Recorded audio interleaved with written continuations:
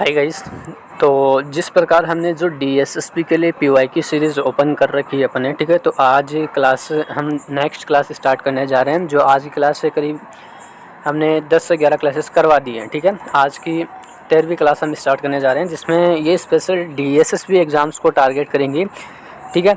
DSSP के जितने भी करंट में एग्ज़ाम हो चुके हैं या फिर प्रीवियस ईयर जितने भी एग्ज़ाम्स हो चुके हैं, उन सभी के जीके के क्वेश्चन से जो पूछे गए हैं वो सारे जीके के क्वेश्चंस करवाने वाले हैं इस सेशन, ठीक है। ये आपका जब तक एग्ज़ाम्स नहीं हो जाता, जूनियर असिस्टेंट का हो गया, एमटीएस का हो गया, जब तक एग्ज़ाम नहीं होता तब तक ये क्लासेस आपकी फ्री ऑफ कॉस्ट आपको प्रोवाइड करूँगा, ठीक है। एग्ज़ाम तक ये चलने वाली है, तो आप हर एक क्लासेस को अच्छे से वॉच किया करो, ठीक है। ये सारे प्रीवियस ईयर क्वेश्चंस होते हैं, ठीक है। अभी ये सेशन करीब हमने स्टार्टिंग से कर रखा है, तो सभी आपके क्वेश्चंस मैंने जिस प्रकार जीके की स्टार्टिंग होता है उसी प्रकार आपने पूरा जीके का सेशन स्टार्ट कर रखा है, ठीक है। मतलब इस टॉपिक से क्या क्या क्वेश्चंस है वो सारा डिटेल से इस सेशन पे आपको देखने को मिलेगा। तो आज का जो क्वेश्चंस है वो है कि बौद्ध परिषदों की कुल संख्या है 7, 6, 5, 3, ठीक है। ये डीएसएसपी पीआरटी में पूछा हुआ क्वेश्चन है। बौद्ध परिषदों की संख्या कुल कितनी है? तो टोटल है आपके 6, ठीक है। अब वो 6 वो कौन कौन से हैं वो आपको मैं बताऊँगा ठीक है। तो पहला इसमें बौद्ध संघ के अंतर्गत कुल 6 बौद्ध परिषदें आयोजित की जाती है। इसमें पहला प्रथम बौद्ध परिषद है, इसका आयोजन महात्मा बुद्ध ने महापरिनिर्वाण के तुरंत बाद की और 483 ईस्वी पूर्व में अजात शत्रु के संरक्षण के राजगृह में हुआ था, ठीक है। पहला बौद्ध परिषद। दूसरा आपका हुआ था द्वितीय बौद्ध परिषद। इसका आयोजन कालाशय के संरक्षण के वेश्यालय में 383 ईसा पूर्वी में आयोजन हुआ था, ठीक है। एंड तीसरा बौद्ध, इसका आयोजन अशोक के संरक्षण के पाटलिपुत्र में 250 ईस्वी पूर्व हुआ था, ठीक है। एंड चतुर्थ बौद्ध परिषद यह कश्मीर के कुंडल वन में 72 ईस्वी में आयोजित हुई थी। इसका आयोजन कुषाण शासक कनिष्क के संरक्षण में हुआ था। और पांचवा बौद्ध परिषद, इसका आयोजन राजा मिंडान के संरक्षण में 1871 में बर्मा के मांडले में हुआ था, ठीक है। एंड छठवा कौन सा इसमें? छठवा आपका बौद्ध परिषद, छठी बौद्ध परिषद बर्मा के काबा ए में वर्ष 1954 में आयोजित की गई थी। यह यूनू के संरक्षण में संपन्न हुई थी, जिसका इंग्लिश वर्ड यूएनयू, ठीक है। तो यूएनयू के संरक्षण में आपकी छठी बौद्ध परिषद आपकी आयोजित की गई थी, ठीक है। ये आपको ध्यान में रखना है टोटल। अगला क्वेश्चन है इसमें आपका, शंकराचार्य ने निम्नलिखित में से किस सिद्धांत का प्रचार किया था? द्वैत का, अद्वैत या फिर विशिष्टाद्वैत या फिर लिंगायतवाद के, ठीक है। तो इसका राइट आंसर होगा अद्वैत। ये इसका बी ऑप्शन राइट आंसर होगा, ठीक है। ये डीएसएसबी ऑपरेटर में, फायर ऑपरेटर में पूछा हुआ क्वेश्चन है। जो आदि शंकराचार्य भारत के एक महान दार्शनिक एवं धर्म प्रवर्तक के थे, जिन्होंने संसार में 4 पीठों की स्थापना की। इन्होंने अद्वैत सिद्धांत का प्रचार प्रसार किया। इन्होंने ही आत्मा और परमात्मा की एक रूपता का संदेश दिया था, जिसके अनुसार परमात्मा एक ही समय में सगुण निगुण दोनों ही स्वरूपों में रहता है। अद्वैतवाद भारत के सनातन धर्म वेदांत के सबसे प्रभावशाली मतों में से एक है, ठीक है। ये आपको ध्यान में रखना है। अगला क्वेश्चन है इसमें आपका कि विशिष्टाद्वैत नामक दर्शन शास्त्र की स्थापना की थी। माधवाचार्य ने, रामानुचार्य ने, या फिर शंकराचार्य या फिर आपका विठलाचार्य, ठीक है। ये क्वेश्चंस फिर से रिपीट हो रहा है क्लास में, ठीक है। ये ऑलरेडी मैंने करवा दिया है। तो रामानुचार्य इसका राइट आंसर आपका होगा, ठीक है। इसमें कुछ क्वेश्चंस रिपीट होंगे, ठीक है। तो आपको ध्यान में रखना है, ठीक है। बाकी आपका रिविजन भी हो जाएगा, ये भी आपके लिए बेनिफिट्स होगा इस चीज़ में, ठीक है। तो रामानुज दर्शन शास्त्र की स्थापना की थी रामानुज ने, ठीक है। तो इसमें पूरा डिटेल में आपको बताऊँ तो विशिष्टाद्वैत रामानुज आचार्य थे इसके, और ये श्री वैष्णव संप्रदाय में ये हुआ था, ठीक है। और द्वैतवाद कब हुआ था? माधवाचार्य और ब्रह्मा संप्रदाय में, और द्वैताद्वैत निम्बार्क सनक संप्रदाय में, और शुद्धोत्ताद्वैत वल्लभाचार्य रुद्र संप्रदाय में हुआ था, ठीक है। ये आपको ध्यान में रखना है। अगला क्वेश्चन है इसमें, कौन सा वेद मुख्यतः लयबद्ध प्रारूप या छंद से मिलकर संगीतात्मक रचना के रूप में बनाया गया है? यजुर्वेद, सामवेद या अथर्ववेद या फिर ऋग्वेद, ठीक है। कौन सा वेद है जो लयबद्ध प्रारूप या छंद से मिलकर संगीत, जो आपका संगीत का आएगा, तो संगीत कौन सा होता है, सामवेद में, ठीक है। तो शाम का अर्थ क्या है, संगीत आप लोग का, ठीक है। तो बी ऑप्शन इसका राइट आंसर होगा। ये आपका ग्रेड 4 में पूछा हुआ क्वेश्चन है। संगीत का गान है शाम गान, ठीक है।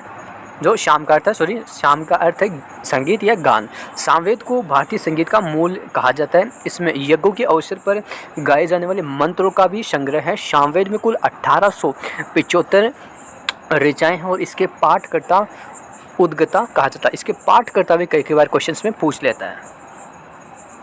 क्वेश्चंस बने हैं तो पाठकर्ता आपको तीनों वेदों के ध्यान में रखना है, ठीक है। हाँ जी, अगला क्वेश्चन है इसमें आपका कि त्रिपिटक शास्त्रों के सिद्धांत कनक ऑफ, थोड़ा, हाँ अब सही दिख रहा होगा आप लोग को।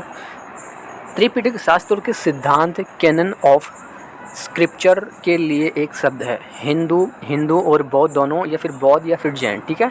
तो कैनन ऑफ स्क्रिप्चर के लिए एक शब्द कौन सा आपका, बौद्ध धर्म, ठीक है। बौद्ध धर्म के लिए होता है।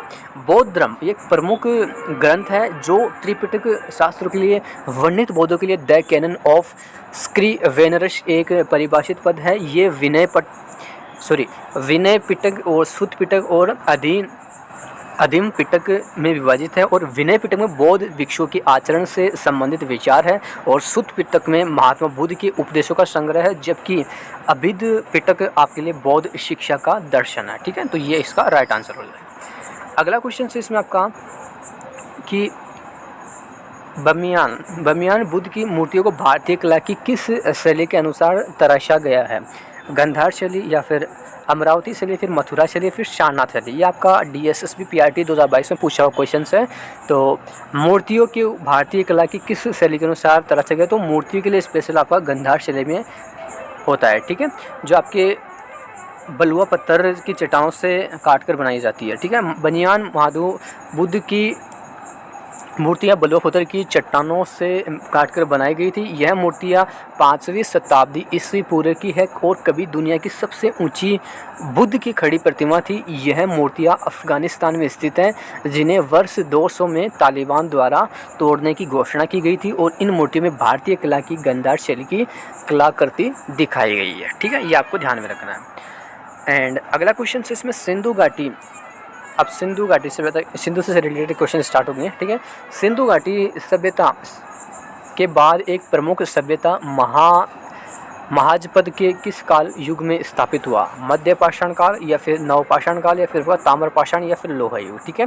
तो ये इसका लोहा युग में आपका लोहा युग काल में स्थापित हुआ था इसका, ठीक है, स्थापित हुआ था। सिंधु घाटी सभ्यता के बाद महाजनपद लोहा युग में स्थापित हुए थे। महाजनपद शब्द का अर्थ है बड़े जनपदों से हैं, जो वैदिक युग के दौरान भारतीय उपमहाद्वीप में मौजूद इकाइयाँ थी।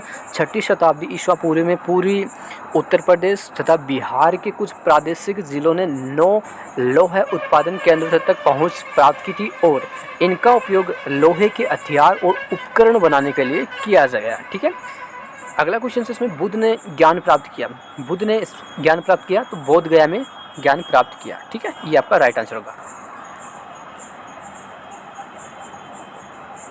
बुद्ध ने ज्ञान बोध गया में प्राप्त किया, बी ऑप्शन का राइट आंसर होगा। जो बुद्ध को 6 वर्ष की कठिन तपस्या के परिणाम स्वरूप निरंजना आधुनिक फल्गु नदी के तट पर स्थित बोध गया में ज्ञान की प्राप्ति हुई। बोध गया बिहार में स्थित एक तीर्थ स्थल है। जो गौतम बुद्ध का जन्म 563 ईस्वी पूर्व में, महापरिनिर्वाण 483 ईस्वी पूर्व में हुआ था। महात्मा बुद्ध ने 29 वर्ष की अवस्था में गृह त्याग किया और जिसे महाविनिष्क्रमण कहते हैं, ठीक है। महाविनिष्क्रमण के नाम से जाना जाता है।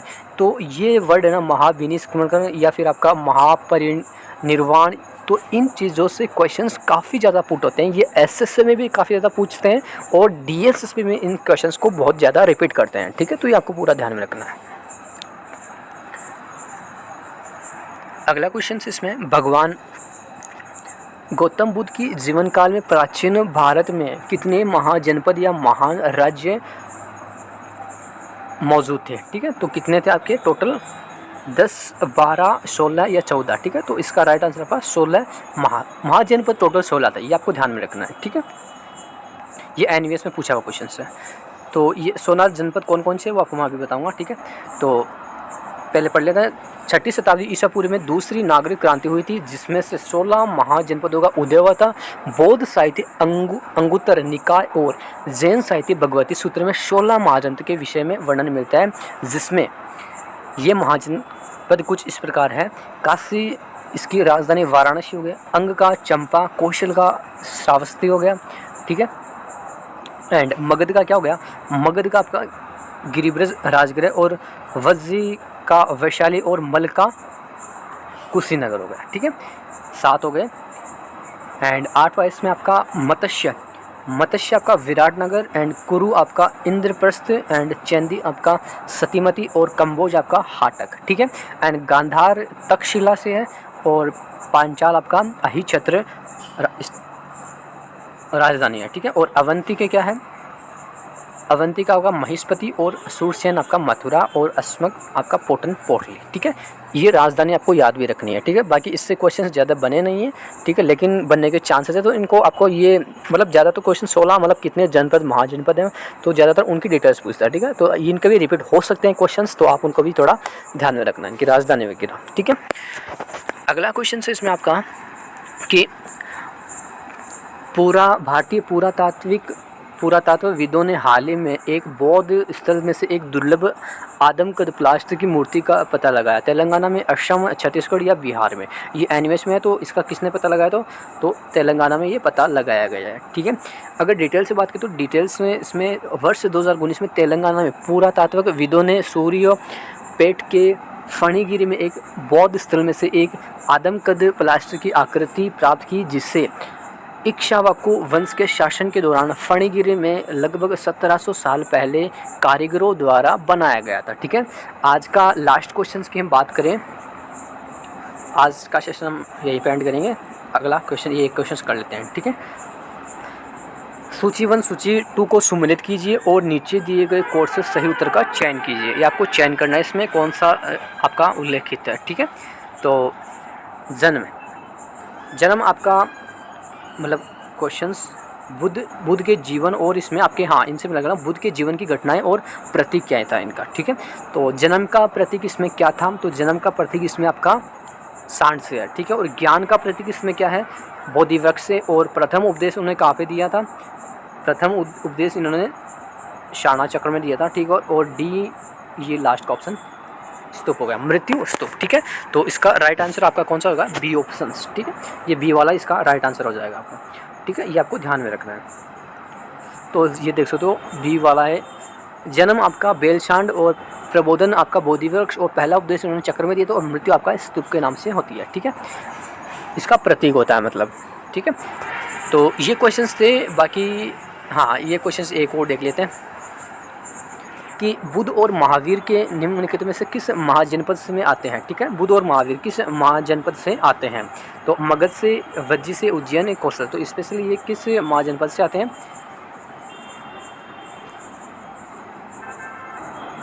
तो इसका करीब करीब वज्जी से भी आता है, ठीक है, महावीर वगैरह लगा, तो वज्जी इसका ऑप्शन होगा, ठीक है। थोड़ा डिटेल से पढ़ते हैं। महावीर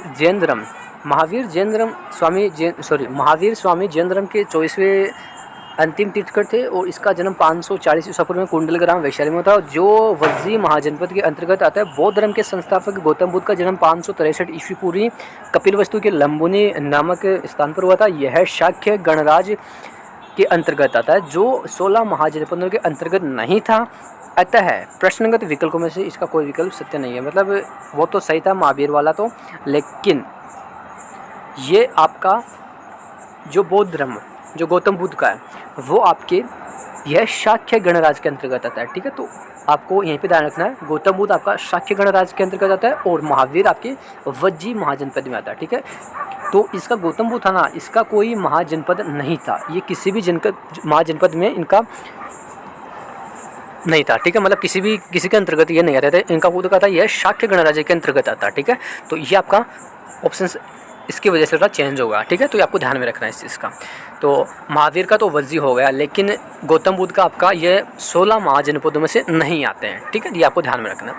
बाकी आपका सेक्शन आज का सेशन आपको कैसा लगा, और कमेंट सेक्शन में ज़रूर शेयर करना। और कोई त्रुटि हो, कोई भी आपको दिक्कत हो वीडियो में, क्लासेस में कोई भी आपको त्रुटि नज़र आ रही हो तो कमेंट में प्लीज़ अपनी राय ज़रूर शेयर कर देना, ताकि मैं नेक्स्ट क्लास में आपके लिए बेहतर करने की कोशिश करूँगा। ठीक है, तो लाइक शेयर कर देना वीडियो को। बाकी मिलते हैं नेक्स्ट क्लास में। धन्यवाद।